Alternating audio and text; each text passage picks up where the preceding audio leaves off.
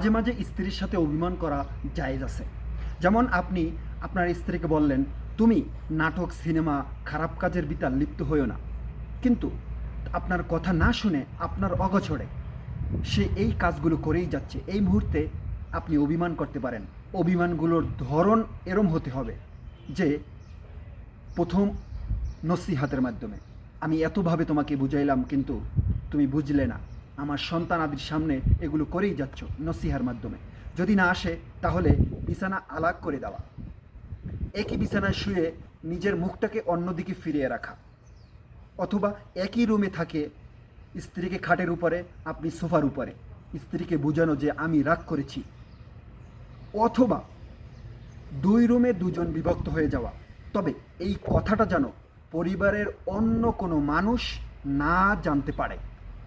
এভাবে অভিমান করা যাবে। তবে দুজনেই যদি একই রোগে আক্রান্ত হন তাহলে তো করার কিছু নেই, চালিয়ে যান।